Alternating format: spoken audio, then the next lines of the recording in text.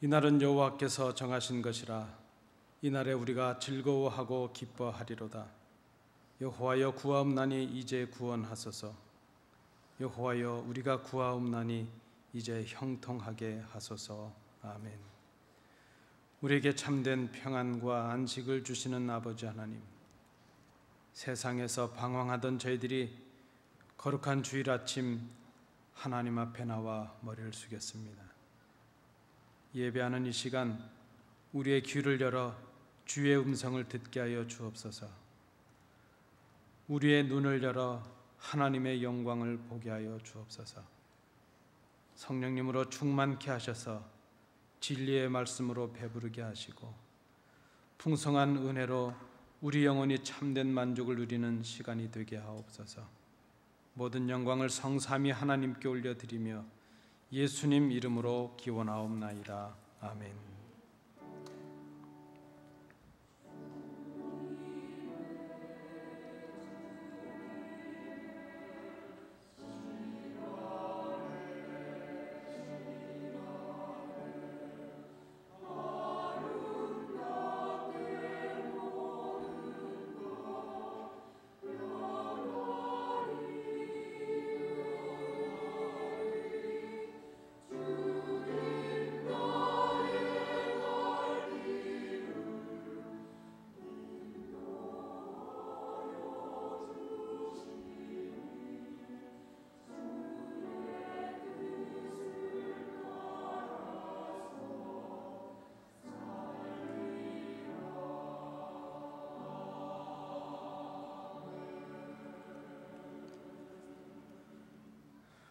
거룩하신 아버지 하나님, 저희들의 몸이 성전을 떠나 살던 지난 한 주간 우리의 마음도 하나님으로부터 멀리 떨어져 있었음을 고백합니다. 저희들은 어려운 일을 만날 때마다 하나님을 의지하기보다는 세상의 권세와 인간적인 도움을 구했던 믿음 없는 저희들이었음을 고백합니다. 하나님의 말씀에 순종하기보다는 내 생각과 내 뜻을 고집하며 그릇된 길을 걸었습니다. 구원받은 자녀로서 기쁨을 상실한 채 기도와 말씀과 찬양을 멀리했습니다. 이렇게 부족한 저희들이지만 다시 이 은혜의 자리, 예배의 자리로 불러주셔서 아버지 앞에 기도하게 하신 것을 감사드립니다. 참마음으로 회개하오니 저희들을 불쌍히 여기사 용서하여 주옵소서. 이제는 아버지와 나만이 알고 있는 은밀한 죄를 인하여 묵묵히 참회의 기도를 계속드립니다.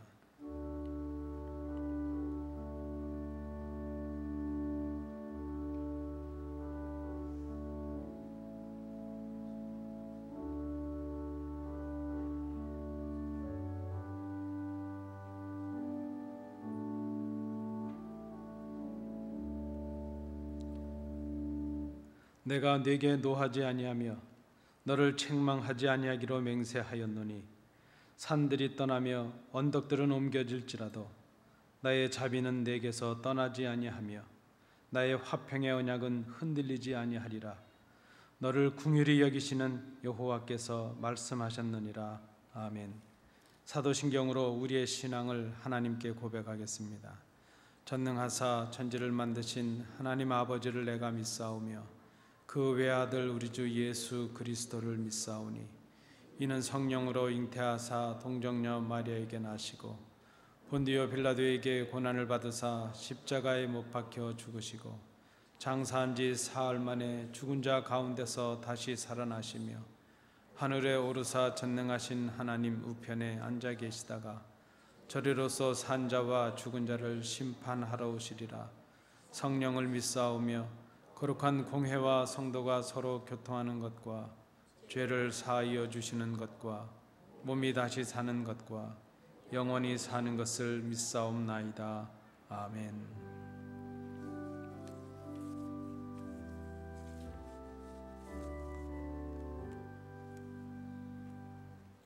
자리에 앉으셔서 교독문 56번 시편 128편 부분을 교독하시겠습니다.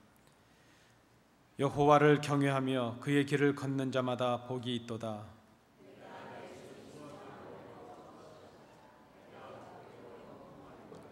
내 집 안방에 있는 내 아내는 결실한 포도나무 같으며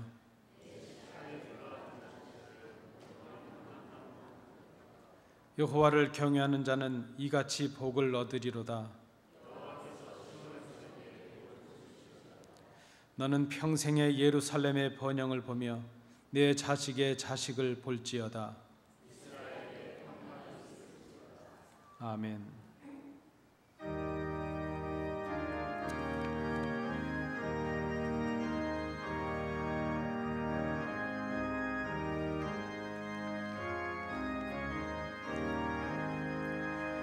영광의 왕께 다 경배하며 그 크신 사랑을 찬송하라. 예부터 영원히 참 방패시니 그 영광의 주를 다 찬송하라.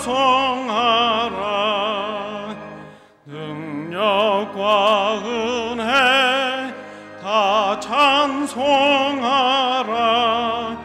그 옷은 햇빛 그 집은 궁창 큰 후레 소리로 주노하시고 폭풍의 날개로 달려가신다. 저 아름답고 놀라운 일이 가득한 이 땅 다 주의 조화 그 힘찬 명령에 더 잡히나니 저 푸른 바다는 옷자락이라. 질그릇같이 연약한 인생 주 의지하여 늘 강건하리. 온 백성 지으신 만왕이시니 그 자비 영원히 변함없어라. 아멘. 거룩하신 하나님 아버지, 주의 전을 사모하고 주님 주시는 은혜를 사모하는 사랑하는 안디옥 성도들이 거룩한 주일을 맞이하여 다 함께 모여 하나님을 예배하오니 하나님 아버지 저희들의 예배를 받으시고 크신 영광 거두어 주시옵소서. 버림받은 저희들의 사오나 예수 그리스도의 그 십자가의 공로와 그 크신 은혜로 하나님을 아버지라 부를 수 있는 존귀한 주님의 자녀 삼아주심을 감사드립니다. 하나님 아버지, 감사와 찬송과 영광을 받으시옵소서. 죽을 수밖에 없는 죄들을 위하여서 우리 주님께서는 몸버려 피 흘려 죽기까지 저희들을 사랑하시면서 내가 너희를 사랑한 것 같이 너희도 서로 사랑하라 하신 그 주님의 말씀 앞에 오늘도 부끄러운 모습으로 저희들은 머리를 조아렸나이다. 하나님 아버지, 저희들이 서로 사랑하게 하여 주시옵소서. 살아계신 하나님 아버지, 주님께서는 저희들에게 하지 말라 명하신 그 많은 것들을 저희들은 서슴없이 행하였으며 저희들에게 하라 분부하신 많은 일들을 저희들은 외면하여 살았음을 주님 앞에 고백합니다. 하나님 아버지, 저희들의 허물을 용서하여 주시옵소서. 그 옛날 다윗에게 허락하신 철저하게 회개하는 자에게 주시는 구원의 기쁨과 감격을 저희들이 맛보아 알게 하여 주시고, 저희들이 주님 앞에 죄인됨을 고백하는 사랑하는 저희 성도들을 삼아 주시옵기를 간절히 빌고 원하옵나이다. 거룩하신 하나님 아버지, 저희 교회를 돌아봐 주시옵소서. 교회를 통하여 주시는 하나님의 크신 은혜와 저희들이 누리는 행복과 기쁨이 너무나 크오니 하나님 아버지, 저희들 교회를 굳건히 붙들어 주시고 교회를 통하여 주시는 하나님의 놀라우신 은혜와 그 감사한 일들을 찬양하며 저희들의 삶을 주님께 바쳐드리는 저희들을 삼아 주시옵기를 간절히 빌고 원하옵나이다. 하나님 아버지, 형편과 사정을 잘 알지는 못하오나 이 교회에 속한 성도들이 이 모양 저 모양으로 고통 가운데 있을 때에 저희들을 돌아봐 주시고 사면에 우겨사명을 당하여서도 늘 열려있는 하늘을 향하여 부르짖으며 기도하며 도우시는 하나님의 그 손길을 느끼고 들려주시는 하나님의 세미하신 음성을 들을 수 있는 놀라운 은혜를 베풀어 주시옵기를 간절히 빌고 원하옵나이다. 사랑하시는 하나님 아버지, 이제 목사님께서 저희들에게 귀한 말씀을 선포하실 때에 그리고 그 말씀을 잘 풀어주실 때에 저희들이 귀한 깨달음을 허락하여 주시고 말씀을 통하여 주시는 하나님의 놀라우신 은혜와 감격을 느끼는 귀한 시간 삼아 주시옵기를 간절히 빕니다. 성가대에서 열심히 준비하여 우리 하나님의 성호를 찬양할 때 하나님 그 찬양을 받으시고 기뻐하여 주시며 임재하신 우리 하나님 아버지의 영광을 다 함께 바라보는 귀한 시간 삼아 주시옵소서. 예수님의 이름으로 감사 기도하옵나이다. 아침 우리에게 주시는 하나님의 말씀은 구약성경 출애굽기 3장 1절부터 12절까지의 말씀입니다. 구약성경 83면입니다. 출애굽기 3장 1절부터 12절까지의 말씀 교독으로 봉독하겠습니다. 모세가 그의 장인 미디안 제사장 이드로의 양떼를 치더니 그 떼를 광야 서쪽으로 인도하여 하나님의 산 호렙에 이르매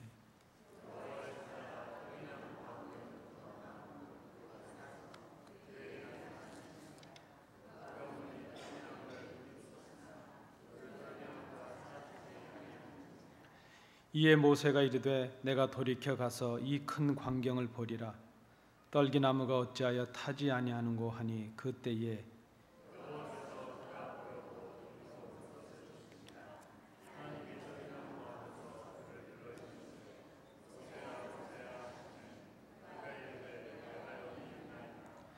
하나님이 이르시되 이리로 가까이 오지 말라. 내가 선 곳은 거룩한 땅이니 내 발에서 신을 벗으라.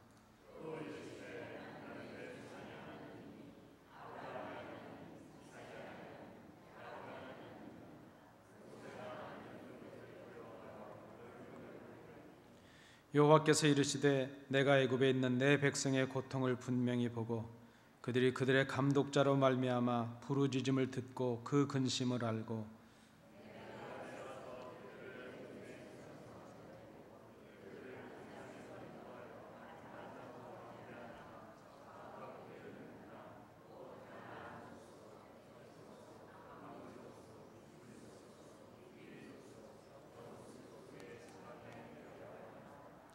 이제 가라. 이스라엘 자손의 부르짖음이 내게 달하고 애굽 사람이 그들을 괴롭히는 학대도 내가 보았으니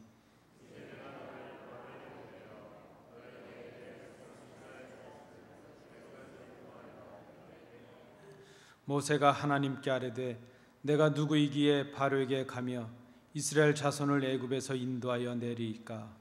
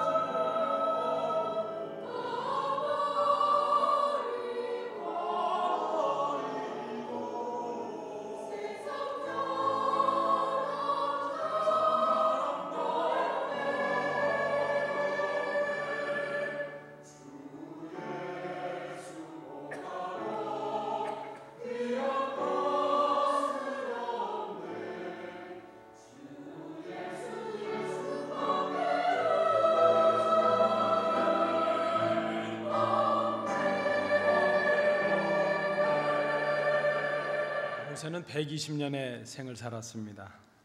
40살이 되기까지 그는 바로의 궁에서 왕자의 삶을 살았습니다. 그리고 80세가 되기까지 40년 동안 그는 미디안 광야에서 양을 치는 목자의 삶을 살았습니다.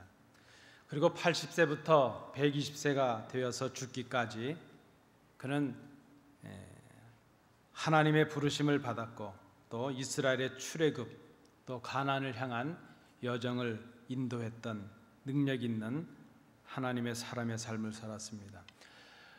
오늘 우리가 함께 봉독하신 이 본문의 말씀은 하나님께서 모세를 부르시고 그에게 사명을 주시는 장면을 기록하고 있습니다. 어떻게 모세가 하나님의 부르심을 받았고 또 능력 있는 하나님의 사람이 될 수 있었는가?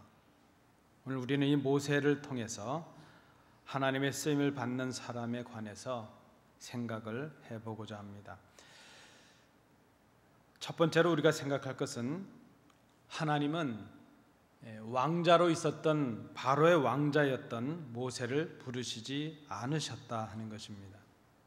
여러분 잘 아시는 대로 우리가 출애굽기 성경을 보면 모세는 바로 공주의 양자로 자랐습니다. 그래서 그는 바로의 궁에서 당대의 최고의 문물과 학문을 통해서 성장을 했습니다. 그는 애굽 사람의 모든 지혜를 배웠고 말과 행함에 능한 자가 되었다. 사도행전 7장은 그렇게 기록하고 있습니다. 뿐만 아니라 그는 어머니 요게벳이 유모가 되었기 때문에 그래서 히브리 사람으로 신앙과 또 신앙인의 정체성에 대한 교육을 받았던 것으로 생각이 됩니다. 모세는 성장했는데 옳고 그른 것을 분별할 줄 알았고 또 히브리 사람으로서 성장을 했습니다. 출애굽기 2장을 보시면 모세가 장성하게 되었을 때 사도행전 7장은 그때 모세의 나이가 40세라 말을 합니다. 모세의 마음속에 이스라엘 백성들, 자기의 동족들을 돌봐야 되겠다 하는 생각이 들었습니다. 하루는 모세가 그 백성들이 일하는 곳에 노동을 하는 곳에 나가서 보다가 그들을 감독하고 있는 애굽 사람이 자기의 동족들을 때리면서 학대하는 것을 보았습니다. 모세는 그 동족이 당하는 원통하고 억울한 일을 대신 갚아주었습니다. 그래서 그 애굽 사람을 쳐서 죽이고 그를 모래 속에 숨겨버렸습니다. 그리고 이튿날 다시 그곳에 가서 동족들이 싸우고 있는 것을 보았습니다. 그들을 말리고 그들을 중재하려 하는 모습을 보이기도 했습니다. 우리가 이 모세의 모습을 보면 하나님께서 쓰신다면 모세 같은 사람을 쓰셔야 되지 않을까 생각이 됩니다. 똑똑한 사람이 되었고 출중한 사람이 되었고 더군다나 권세와 위치를 갖춘 사람이 되었습니다. 애굽에서 자랐지만 이스라엘 동족을 생각할 줄 아는 그런 히브리인의 정체성도 가졌습니다. 이만한 사람, 식견과 히브리 사람으로서의 신앙적인 정체성도 갖추었고 동족에 대한 사랑과 열정도 갖춘 이 정도 사람이라면 하나님께서 쓰실 만한 사람입니다. 그런데 하나님은 바로의 궁에 있었던 왕자였던 모세를 쓰시지 않으셨습니다. 그를 부르시지 않으셨습니다. 우리가 생각해 보면 다 갖춘 것 같은데 겉으로 보면 하나님께서 충분히 쓰실 만한데 하나님께서 그를 쓰시지 않는 이유가 있습니다. 그에게 부족한 것이 있는데 모세는 하나님의 방법과 하나님의 때를 생각하지 않았다는 것입니다. 모세가 애굽 사람을 쳐 죽일 때 그 장면을 출애굽기 2장은 이렇게 기록하고 있습니다. 2장 12절 말씀해 보시면 좌우를 살펴 사람이 없음을 보고 그 애굽 사람을 쳐 죽여 모래 속에 감추니라. 모세는 극도로 흥분한 상태에서도 좌우를 살필 수 있는 침착함을 갖추었습니다. 식견을 갖추었습니다. 사람을 살필 줄 아는 지혜도 그에게 있습니다. 그런데 그가 하나님을 살피는 지혜는 갖지 못했다 하는 것입니다. 그는 그 애굽의 궁에 있을 때 자기가 동족을 위해서 뭔가를 해야 된다고 생각하는 그때에 하나님보다는 자신의 힘을 의지합니다. 자신이 무엇인가를 할 수 있다고 생각합니다. 해야 한다고 생각을 합니다. 그는 하나님을 살피지 못했고 하나님께서 원하시는 때를 생각하지 못했고 하나님께서 원하시는 것을 생각하지 못했습니다. 똑똑하고 지혜로운 사람, 배운 사람, 식견을 갖춘 사람, 세상적으로 보면 하나님의 일을 할 만한 사람, 그러나 그는 하나님을 의지하지 않는 사람이었고 하나님을 앞서서 행하는 사람이 되고 말았습니다. 하나님은 똑똑한 사람, 똑똑한 왕자 모세를 부르시지 않았습니다. 두 번째, 우리가 모세를 통해서 또 생각하는 것은 바로 이것입니다. 그런데 애굽의 궁에 있었던 그 모세를 부르시지 않은 하나님께서 이제 광야에 거하고 있는 모세를 부르시고 계신다 하는 것입니다. 동족들끼리 싸우는 것을 말리던 모세에게 싸우던 그 히브리 사람이 이렇게 말을 합니다. 누가 너를 우리의 재판관, 누가 너를 우리를 다스리는 재판관으로 삼았느냐? 네가 애굽 사람을 쳐 죽인 것처럼 나도 죽이려 하느냐? 애굽 사람을 죽인 것을 감췄다고 생각했는데 그것이 드러나고 말았습니다. 모세가 애굽 사람을 죽인 것을 바로까지 알게 되었습니다. 그 바로가 모세를 찾아서 죽이려고 합니다. 모세는 미디안 광야로 도망을 하고 말았습니다. 미디안 땅에 도착해서 한 우물을 지나는데 물을 깃는 제사장 이드로의 딸들이 어려움을 당합니다. 그들을 도와주었습니다. 그것이 계기가 되어서 그는 그곳에서 결혼을 하고 두 아들도 얻었습니다. 그리고 장인의 양떼를 치는 평범한 목자의 삶을 살게 되었습니다. 그리고 40년이 지났습니다. 그의 나이가 80세가 되었습니다. 여러분, 부록이라는 말이 있습니다. 부록이라는 말은 40세를 일컫는 말입니다. 부록이 되면 미혹을 받지 않는다는 것이죠. 나이 40이 되면 뭐 다른 것에 미혹이 되거나 정신을 빼앗겨서는 안 된다는 것입니다. 갈팡질팡 하지 말아야 된다는 것입니다. 40 정도가 되면 자기의 뜻을 지켜서 미혹이 되지 말아야 된다 하는 뜻이죠. 그런데 나이 40의 모세는 자기가 가졌던 생의 모든 기반을 송두리째 잃어버리고 말았습니다. 그리고 광야에 그저 목동이 되고 말았습니다. 바로의 왕자였던 모세가 궁이 아닌 광야에서 그것도 장인의 양을 치는 그런 신세가 되고 말았습니다. 옛 우리 어른들 하는 말씀에 그런 말이 있습니다. 겉벌이 서말만 있어도 안 한다 하는 처가살이를 이 모세가 40년이나 하게 되었습니다. 인간적으로 보면 이 모세는 참으로 몰락한 사람입니다. 실패한 사람입니다. 우리가 생각해봐도 이런 사람은 하나님의 쓰임을 받을 수 없는 그런 사람입니다. 그런데 하나님께서 오늘 본문에 보면 나이 80이 되도록 40년 동안이나 장인의 양이나 치고 있는 초라한 모세를 지금 부르고 계신다 하는 것입니다. 우리는 사람을 볼 때 그렇지 않다고 얘기를 하지만 겉모습을 봅니다. 눈에 보여지는 모습을 보고 외모를 보고 그를 판단합니다. 그런데 하나님은 사람을 부르실 때 그가 가진 배경이나 조건을 보시지 않습니다.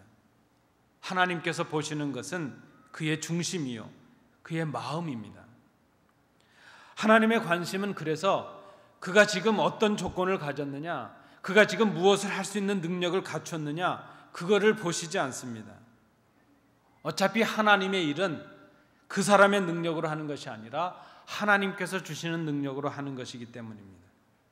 다만 하나님의 관심은 그가 지금 어떤 마음의 중심을 가지고 있느냐, 그가 지금 어떤 사람인가 하는 것에 관심이 있으십니다. 40년의 광야 생활, 그것은 모세로 하여금 전혀 다른 사람이 되게 했습니다. 그는 더 이상 애굽 바로의 궁에 있었던 왕자였던 모세가 아니었습니다.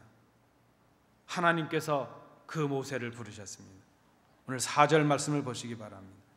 하나님이 떨기나무 가운데서 그를 불러 이르시되 모세야 모세야 부르시니, 이어지는 그 모세의 응답이 무엇입니까?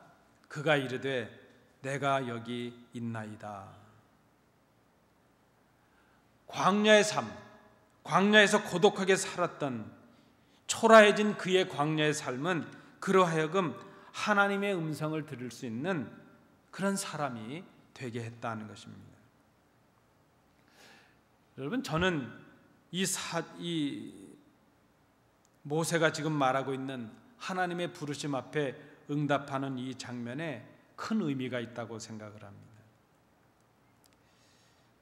엘리 제사장이라는 사람은 성전에 있었던 사람이요, 하나님을 가장 가까이서 모신다는 백성들의 대표였습니다. 그런데 그는 사무엘이 듣는 하나님의 음성을 전혀 듣지 못하는 그런 제사장이 되고 말았습니다. 여러분, 하나님의 말씀을 들을 수 있다는 것, 그것은 큰 은혜입니다. 저는 어릴 때 요즘 말로 하면 아마 그것이 리틀 야구죠. 아이들 어린이 야구팀에 잠깐 속했던 적이 있었습니다. 제가 속했던 야구팀은 도깨비 야구팀이었습니다. 지금도 이렇게 체구가 작지만 국민학교 때 저는 더 작았겠죠. 체구도 작고, 그저 그때 제 생각에도 좀 뜀박질은 빠르게 한 것 같고 약삭 빠르게 한 것 같은데, 체구가 작으니까 그저 그 야구팀에 유니폼도 있고 뭐 간식도 좋은 걸 먹는 것 같으니까 부러워서 가서 그 팀에 합류를 했습니다. 그런데 뭐 코치 선생님이나 감독 선생님이 다 보는 눈이 있으시죠. 제가 키도 고만고만하고 그러니까 들어갔는데, 저는 들어가면 바로 제가 주전이 될 줄 알았는데 전혀 주전이 되지 못하는 것입니다. 그저 많은 연습은 그렇게 다 같이 하는데 어디 시합에 나가거나 그렇게 되면 항상 그저 목이 터져라 응원만 해야 되고, 나갔다 오는 선수들 배트나 이런 글러브 같은 거 정리나 해줘야 되고 물이나 떠와야 되고 그러는 시간이 한참 지났습니다. 근데 그때 지금 이렇게 생각해 보면 주전으로 한참 뛰던 저희 선배들이나 친구들과 저처럼 이렇게 늘 후보로 남아있던 친구들 사이에는 큰 차이가 있습니다. 무엇인가 하면 할 수 있는 대로 감독과 코치 선생님에게 눈빛을 맞추려고 노력을 합니다. 뭐 어떤 우리 선수 하나가 실수를 하게 되면 바로 감독에게 눈치를 맞추죠. 저 선수가 지금 실수했는데 제가 대신 나가야 되지 않겠느냐 하는 식으로 막 그렇게 합니다. 감독 선생님이나 코치 선생님이 무슨 한마디만 하면 멀리 있어도 그 말씀이 얼마나 잘 들리는지 모릅니다. 왜 그럴까요? 혹시 저를 아무개 내가 나가라 그 말이 들려질까 봐 간절함이 있는 것이죠. 그래서 그 주전으로 늘 뛰는 선수들은 코치 선생님이 아무개 몇 번 불러야 대답을 하지만, 이게 후보로 뛰던 선수들은 아무개 하면 그저 큰 소리로 부르지 않아도 그걸 알아듣고 코치 선생님께 가서 부르셨습니까? 그렇게 했던 경험이 있습니다. 하나님께서 모세야 부르셨습니다. 40년 동안 광야에 살았던 모세는 우리가 생각한데 하나님을 떠난 40년을 살았을 것 같습니다. 그런데 그는 광야의 삶 속에서 하나님을 바라보기에 간절한 마음이 그에게 있었다는 것입니다. 하나님의 음성을 듣고 예, 제가 여기 있습니다 이렇게 대답할 만큼, 하나님의 음성을, 그 세미한 음성을 들을 만큼 간절한 모습이 모세에게 생겼다는 그런 말씀입니다. 오늘 9절, 10절 말씀에 그 하나님의 말씀을 듣고 응답하는 모세에게 비로소 하나님께서 사명을 주십니다. 이제 가라, 이스라엘의 자손의 부르짖음이 내게 달하고 애굽 사람이 그들을 괴롭히는 학대도 내가 보았으니 이제 내가 너를 바로에게 보내어 너에게 내 백성 이스라엘 자손을 애굽에서 인도하여 내게 하리라. 그때 모세가 대답합니다. 여러분 잘 생각해 보십시오. 이미 40년 전에 모세는 학대받은 동족을 인해서 살인까지 했던 사람이었습니다. 그때 모세는 이미 자신이 동족을 위해서 무엇인가를 해야 한다고 생각하고 무엇인가를 할 수 있을 것이라고 생각했습니다. 그때 모세도 보았던 그 동족이 받는 학대의 모습을 하나님이 겨우 이제야 보셨다는 것입니까? 모세는 이미 하나님이 그를 부르시기도 전에 40년 전에 그 동족의 아픔을 보고 그들을 위해서 내가 무엇인가를 해야 된다고 생각했던 그런 사람이었습니다. 아마 저 같으면, 보통 사람들 같으면 하나님께서 내가 너희 동족이 당하는 고통을 보았다 이렇게 말씀하시고 이제 내가 너를 보내겠다 말씀하신다면 아마 이렇게 말하지 않았을까요? 하나님, 내가 애굽을 떠나와서 40년이나 광야에 있었는데 이제서야 저를 부르십니까? 내가 그저 애굽에 있을 때 부르셨으면, 내가 동족을 위해서 뜨거운 마음이 있을 때 부르셨으면 더 쉽지 않았겠습니까? 그런데 모세는 이렇게 말을 합니다. 11절입니다. 모세가 하나님께 아뢰되 내가 누구이기에 바로에게 가며 이스라엘 자손을 애굽에서 인도하여 낼 수 있겠습니까? 여러분, 이것은 놀라운 변화입니다.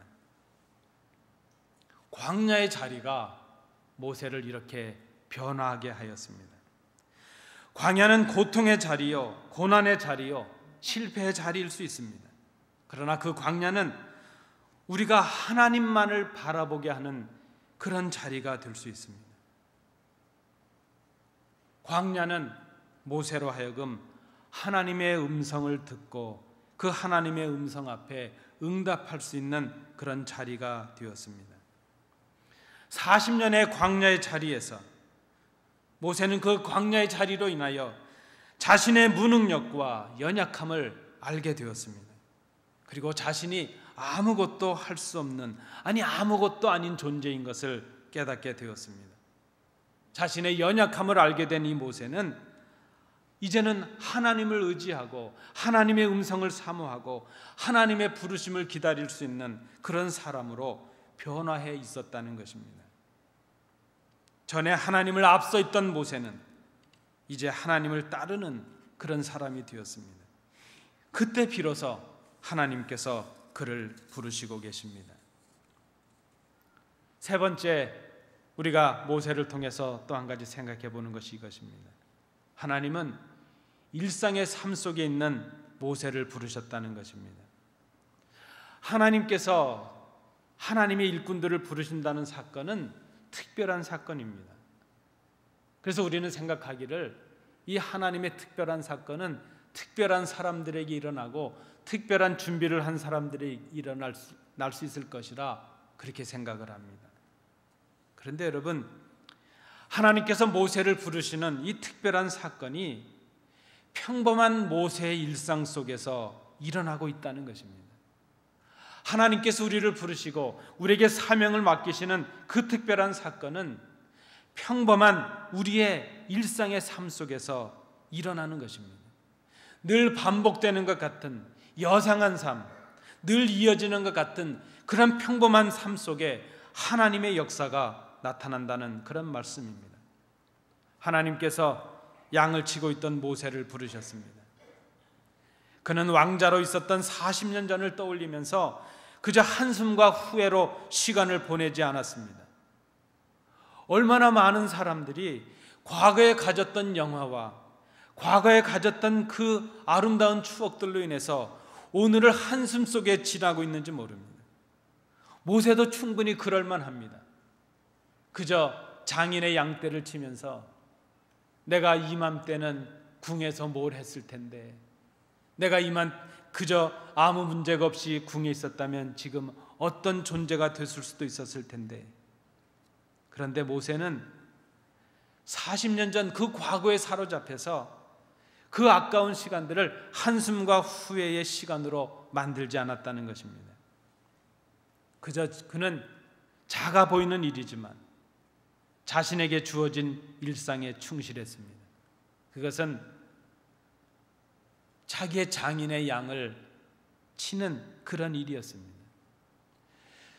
여러분, 하나님의 역사가, 하나님의 일이 특별한 곳에서 특별한 사람들에게만 나타난다, 그렇게 생각하지 말아야 됩니다. 하나님은 아버지의 양떼를 돌보고 있던 그 어린 다윗, 평범한 일상 속에 있던 다윗을 택하셔서 이스라엘의 왕으로 삼으셨습니다. 하나님은 그저 작은 곳에 목동으로 목자로 일하던 아모스를 택하셔서 하나님의 말씀을 맡기시는 위대한 선지자로 들어 사용하셨습니다. 하나님이 그렇게 하셨다는 것입니다. 40년 동안 목자로서 그저 그의 충실함, 그 충실함 속에 하나님의 기적을 맛보는 놀라운 역사가 있게 되었습니다. 모세는 불이 붙는 떨기나무를 보았습니다. 메마른 광야에서 그저 떨기나무에 불이 붙는다는 것, 그것은 흔한 일입니다.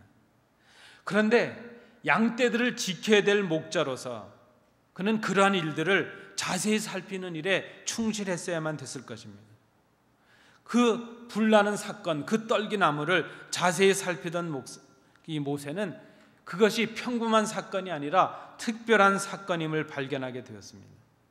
떨기나무에 불이 붙었는데 정작 그 나무는 타지 않고 있는 것입니다. 그리고 그가 양들을 이끌고 늘 이르던 그 땅을 거룩하게 하시는 하나님의 음성을 듣게 되었습니다. 하나님께서 가까이 다가오는 모세에게 말씀하십니다. 내 발에서 신을 벗으라 말씀하십니다. 그곳이 거룩한 땅이 되었기 때문입니다. 여러분 잘 생각해 보십시오. 그 땅이 거룩한 것은 그 땅이 거룩해서가 아니라 그곳에 하나님이 임재하셨기 때문이었습니다. 우리는 늘 그렇게 생각합니다. 우리는 특별한 그 무엇을 경험하기 위해서 우리가 특별한 곳에 가야 될 것이라 생각을 합니다. 그리고 우리가 특별해져야 될 것이라 생각을 합니다. 우리는 거룩해지기 위해서 거룩한 곳으로 가야 된다 생각을 합니다. 우리가 거룩해지기 전에는 하나님께서 우리에게 오시지 않을 것이라 그렇게 생각을 합니다. 그런데 여러분, 오늘 본문을 잘 보십시오. 우리에게 기적을 보게 하시는 그곳은 특별한 어떤 곳이 아니라 바로 우리가 늘 경험하는 우리의 일상이라는 것입니다. 모세가 양떼를 이끌고 늘 다니던 그 땅이었습니다. 그저 늘 지나치던 그곳이었습니다. 그런데 그곳에 하나님이 나타나시게 될 때에, 하나님의 임재가 있을 때에 그 땅이 거룩한 땅이 되었습니다. 하나님 앞에 서는 모세를 하나님께서 거룩하게 하셨습니다. 우리가 하나님의 임재를 경험하고 하나님의 부르심을 받고 하나님의 말씀을 듣고 하나님의 사명을 받아야 될 것은 우리가 늘 경험하고 있는 우리의 일상입니다. 우리가 늘 만나고 있는 우리 성도들과의 함께하는 삶 속에 하나님의 놀라운 기적이 임한다는 사실을 우리가 기억해야 될 것입니다. 우리가 우리에게 맡겨진 일상에 충실하게 될 때에, 우리의 작은 사명들에 충실하게 될 때에 우리는 하나님의 기적을 보는 놀라운 은혜를 경험할 수가 있습니다. 우리가 늘 걸었던 그 땅, 우리가 늘 오르던 이 성전, 우리가 늘 만나던 그 사람들, 그곳에 하나님이 함께 계시게 되면 그 사람들이 거룩한 사람이 되고 그 장소가 거룩한 땅이 되고 평범했던 우리가 하나님의 역사를 이루는 특별한 사람들이 되는 은혜를 하나님께서 우리에게 주신다는 것입니다. 그리고 하나님을 만나는 그 자리, 그곳에서부터 하나님께서 우리와 함께 하신다 약속을 해 주십니다. 바로의 궁의 왕자로 있을 때 모세는 자신의 힘으로 무엇인가를 하려 했습니다. 그러나 그것은 하나님의 뜻이 아니라 그의 욕망이요, 그의 욕심이었습니다. 그는 바른 생각도 했고 동족을 위하는 마음도 있었습니다. 그러나 그는 하나님의 뜻을 생각하지 못했습니다. 자신의 힘으로 무엇인가를 하려는 그에게 하나님의 음성이 들려지지 않았습니다. 그러나 그가 광야의 초라한 목자가 되었을 때에 모세는 겉으로 보기에 초라해졌습니다. 보잘것없는 사람이 되었습니다. 그러나 그는 그 광야의 자리에서 자신이 어떤 존재인가를 알게 되었습니다. 그리고 하나님만을 바라볼 수 있는 그런 사람이 되었습니다. 비로소 그때 그는 하나님의 음성을 들을 수 있는 그런 예민한 귀를 가진 사람이 되었습니다. 여러분, 우리는 늘 바로의 왕자 같은 삶을 꿈꿉니다. 그래야 하나님의 역사를 이룰 수 있을 것이라 생각을 합니다. 우리가 바로의 왕자처럼 되면 모든 일이 우리가 원하는 대로 형통하게 될 것이라 생각을 합니다. 또 우리가 원하는 대로 모든 일이 형통해지면 우리는 그저 그 자신감이 가득해서 우리 마음에 우리의 힘으로 할 수 있다는 생각 때문에 우리의 귀가 어두워지고 맙니다. 우리 마음에 하나님의 음성을 들을 수 있는 그런 자리가 다 사라지고 맙니다. 그리고 그때 우리는 내가 생각하는 계획, 내가 꿈꾸는 것, 내 욕심과 내 욕망이 하나님의 뜻일 것이라 그렇게 착각을 하며 살아갑니다. 그때 하나님께서 우리를 진정으로 사랑하신다면 우리를 광야로 내몰아내십니다. 그때 광야에서 우리는 우리의 삶을 비우고 우리의 생각을 정돈하게 됩니다. 광야의 삶은 목표가 보이지 않는 삶이기도 합니다. 때로 혼동의 시간이기도 합니다. 답답한 갈등의 시간이기도 합니다. 아무 가치 없는 일들이 계속되는 그런 경험을 하기도 합니다. 전혀 목표가 보이지 않아서 답답한 시간을 보내는 자리입니다. 아무 의미가 없는 우리의 삶의 연속인 것 같습니다. 그러나 그 자리, 몸으로 겪는 그 고통의 광야의 시간들을 통해서 하나님은 우리의 마음에 하나님의 음성을 들을 수 있는 귀한 자리를 마련하게 하십니다. 그리고 그곳을 거룩하게 하십니다. 그곳에 서 있는 우리를 거룩하게 하십니다. 그때 우리에게 하나님의 음성을 들려주시고 하나님의 사명을 주시고 우리와 함께 하시는 능력을 우리에게 허락해 주십니다. 하나님은 거룩한 사람을 부르시는 것이 아니라 하나님이 부르심으로 거룩해지는 것이고 하나님이 함께 하심으로 특별한 사람들이 되는 것이고 능력 있는 준비된 사람을 부르시기 전에 하나님은 보잘것없는 우리를 부르셔서 능력 있는 하나님의 일꾼들이 되게 하신다는 사실입니다. 여러분, 우리에게 능력이 있는가 없는가 그렇게 사실 중요하지 않습니다.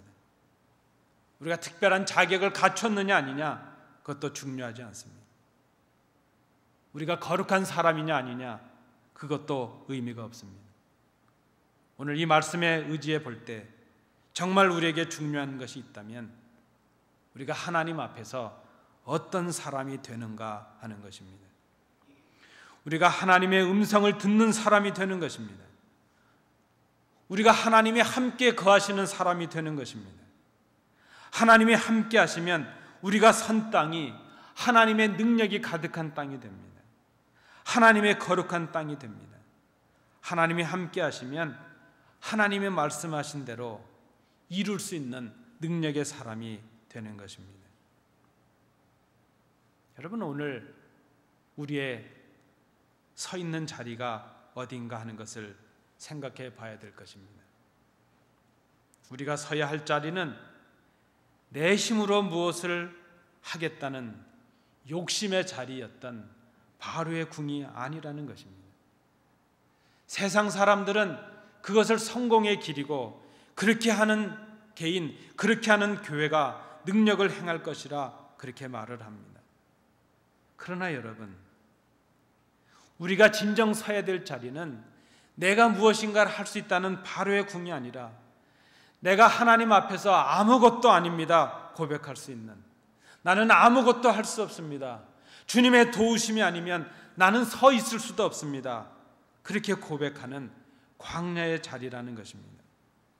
너무도 절망스럽고 고통스러운 자리입니다.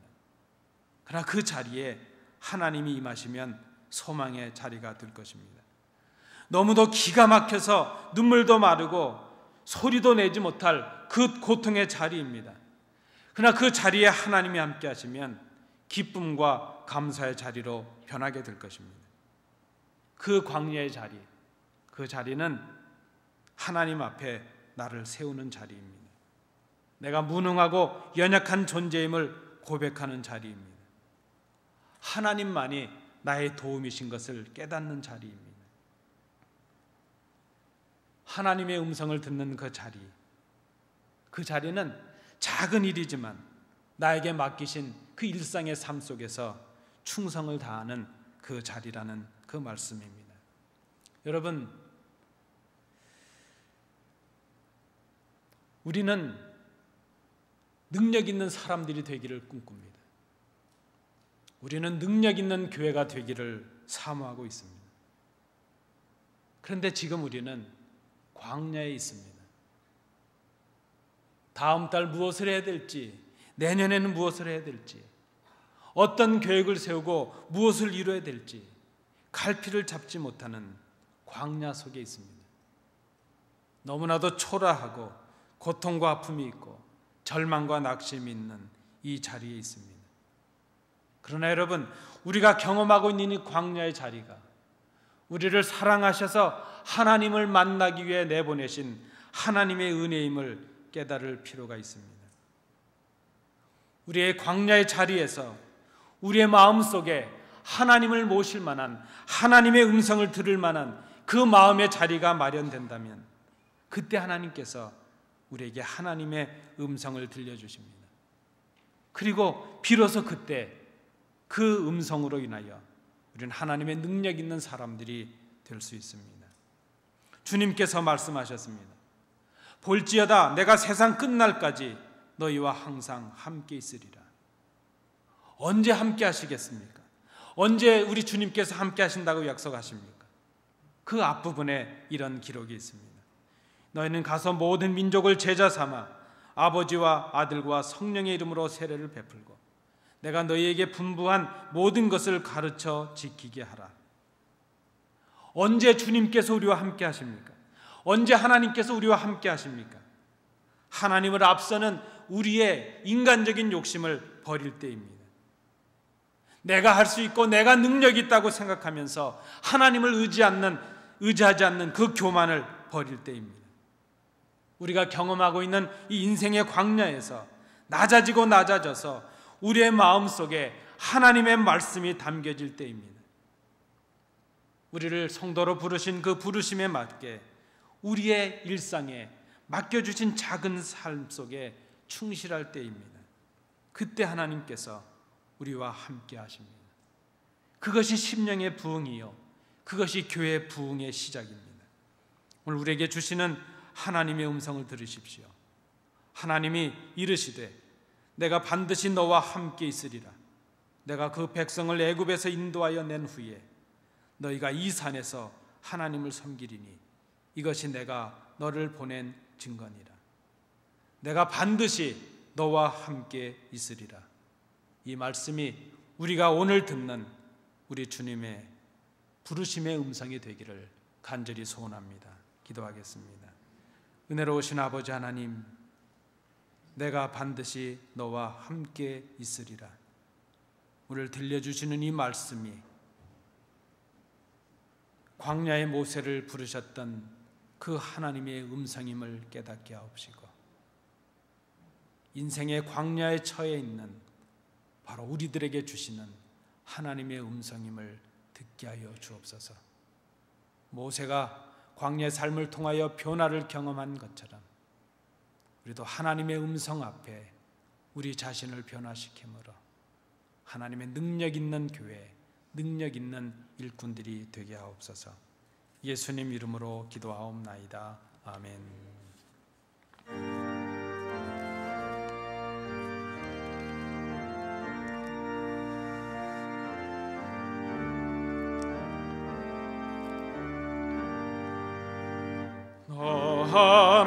하나님께 이끌리어 일평생 주만 바라면 너 어려울 때 힘 주시고 언제나 지켜주시리. 주 크신 사랑 믿는 자 그 반석 위에 서리라. 너 설레는 맘 가다듬고 희망 중 기다리면서 그 은혜로 진 주의 뜻과 사랑에 만족하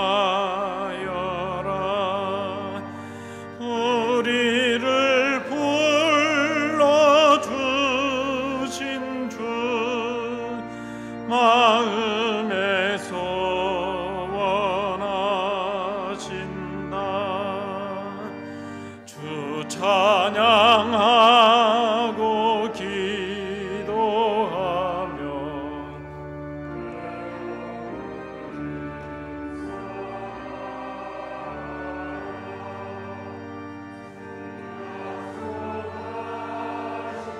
모든 은혜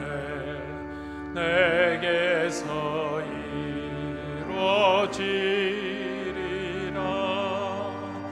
참되고 의지하는 자 주께서 기억하시리.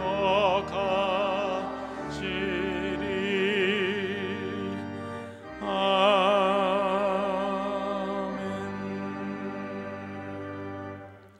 은혜가 풍성하신 아버지 하나님, 인생의 광야의 자리가 하나님께서 베푸신 은혜임을 고백하게 하심을 감사합니다.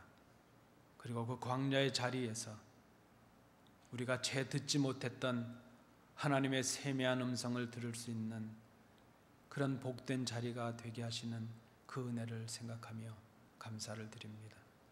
아버지 하나님, 우리에게 찬 광야의 자리에서 주의 음성을 듣고 주의 능력을 받고 주의 일을 감당하는 우리 교회, 우리 성도들 되도록 인도해 주시옵소서.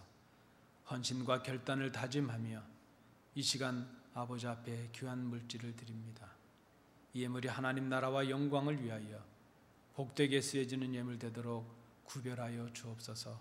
드린 손길들을 복되게 하시고 복의 근원의 삶을 살게 하시며 더 많은 것으로 베풀고도 남음이 있는 그런 삶을 살게 하옵소서. 감사드리며 예수님 이름으로 봉헌 기도하옵나이다. 아멘. 감사합니다. 자리에 앉으시겠습니다.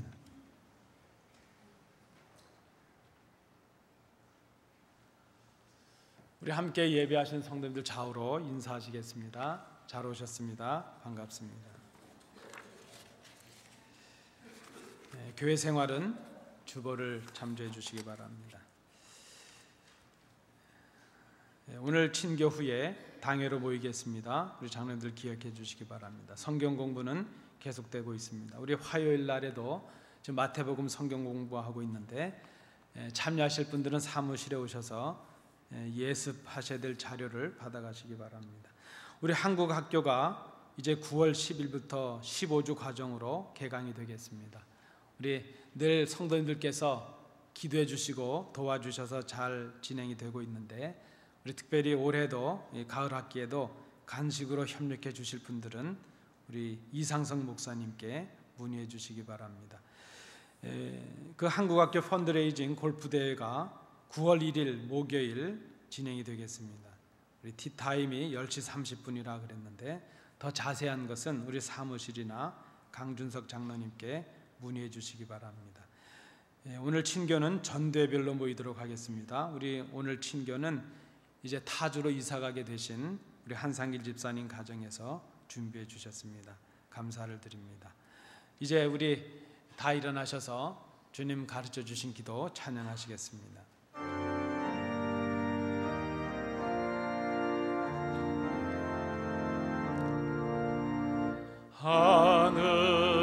하늘에 계신 아버지 이름 거룩하사 주님 나라 임하시고 뜻이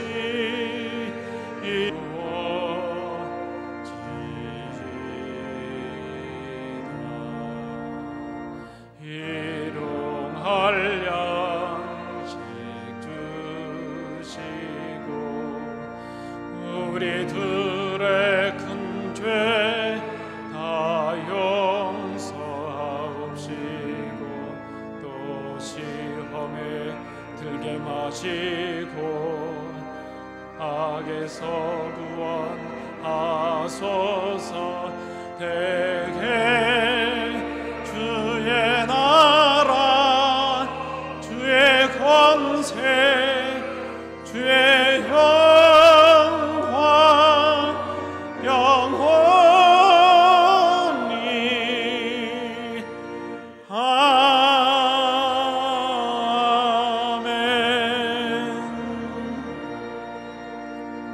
은혜가 풍성하신 아버지 하나님, 예배를 마친 성도들이 세상을 향해 나가고자 합니다. 우리가 살아가는 일주일의 일상의 삶이 하나님의 기적을 경험하는 것이요, 하나님의 부르심을 받는 것이요, 하나님의 사명을 감당해야 되는 곳임을 저희들이 생각합니다. 주신 말씀을 기억하며 이번 한 주간 동안 우리의 삶의 자리에서 하나님의 음성을 듣는 거룩한 성도들이 되게 하여 주옵소서. 예배를 위해, 교회를 위해 봉사하는 손길들 복되게 하여 주옵소서. 이제 타주로 옮기게 되면서 성도들을 대접하는 그 성도들의 마음을 위로하여 주옵시고, 그곳에서도 잘 정착하며 주의 역사를 이루며 우리가 더 좋은 모습, 기쁜 모습으로 만나는 은혜를 허락하여 주옵소서. 이 자리를 사모하지만 함께하지 못하는 성도들이 있습니다. 병상의 자리, 출타한 자리, 낙심의 자리, 인생에 경험하는 광야의 자리, 그곳에서 우리에게 주신 이 은혜를 허락해 주셔서 그들이 하나님의 음성을 듣는 놀라운 은혜를 허락하여 주시옵소서. 이제는 예수 그리스도의 은혜와 우리 아버지 하나님의 크신 사랑하심과 성령님의 교통하심이 오늘 우리에게 주시는 말씀을 듣고 내가 경험하는 광야의 자리, 그곳에서 하나님의 음성을 듣고 하나님의 사명자가 되고 하나님이 함께 하시는 능력자가 되므로 주신 사명, 주신 가정, 주신 교회를 아름답게 일으킬 것을 마음속에 결단하는 주의 자녀들 위해, 그들의 가정과 기업과 교회 위에 항상 함께 계시기를 간절히 축원하옵나이다.